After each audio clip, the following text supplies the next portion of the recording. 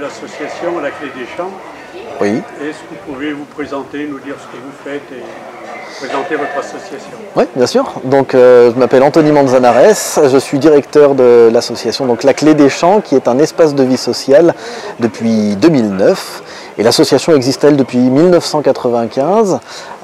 Nous sommes sur la commune de La Pérouse, notre siège social est là-bas en tout cas. Et puis, nous intervenons dans le cadre d'activités périscolaires et extrascolaires sur la commune de La Pérouse et de Montaigu-en-Combrailles.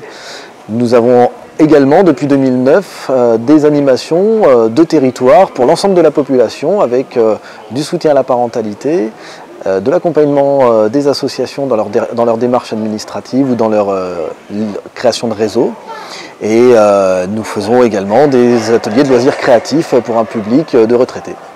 Nous sommes une équipe composée de 7 administrateurs, donc tous bénévoles, qui gèrent l'association, qui régissent l'association. Et nous sommes une équipe de 8 salariés, 6 animateurs et puis 2 membres de la direction qui coordonnent toutes les activités, qui font le lien aussi avec les familles, les habitants, pour mener à bien toutes nos actions. Et aujourd'hui, nous sommes donc à la fête de la pomme organisée par le comité des fêtes de Montaigu-en-Combrailles parce que nous défendons un projet qui s'appelle Ramène ta pomme, dont l'objectif est de planter des vergers conservatoires sur l'espace public afin que les habitants, une fois que les fruits auront poussé, les habitants pourront récupérer les fruits, les récolter. Donc l'ambition cette année, c'est de planter 30 arbres sur la commune de Montaigu-en-Combrailles et 30 arbres sur la commune de La Pérouse pour arriver à terme, d'ici 3 ans, à 100 arbres par site afin que la population puisse s'en saisir et qu'on puisse imaginer aussi du réemploi pour les cantines locales, les EHPAD et bien sûr la Clé des Champs, le centre de loisirs. Très belle initiative, merci. Merci à vous.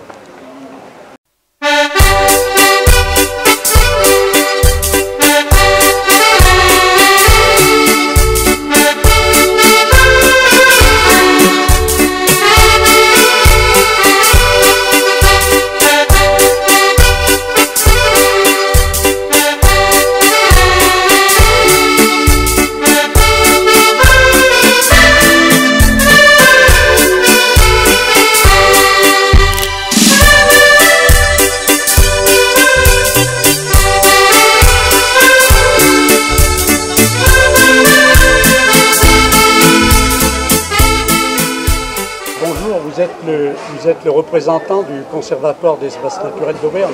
C'est ça, je travaille au Conservatoire d'espaces naturels d'Auvergne sur la thématique du patrimoine fruitier et des vergers conservatoires. Donc mon association, qui est une association de protection de l'environnement, qui travaille principalement sur la préservation des espaces naturels comme les forêts, les rivières, a développé une thématique en fait de conservation des vergers dans les écosystèmes locaux, dans les campagnes locales.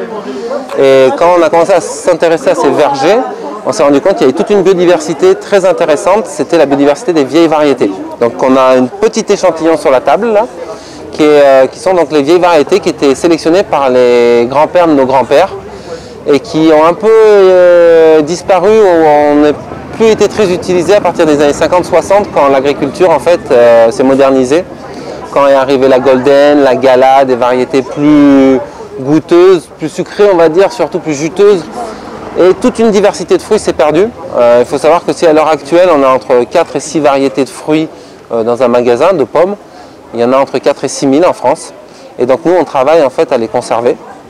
On rencontre les personnes qui ont des très vieux arbres, on collecte des greffons, on remultiplie les arbres pour les mettre dans des vergers conservatoires et surtout pour les remettre à disposition de tout un chacun, des particuliers et des pépiniéristes pour qu'ils puissent remultiplier ces arbres et qu'on retrouve dans les campagnes des petites variétés. Alors moi j'aime beaucoup parler de l'armoise, qui est cette pomme qui vient du pays de Rion, puisque moi je viens de là-bas, qui est la rainette marbrée d'Auvergne.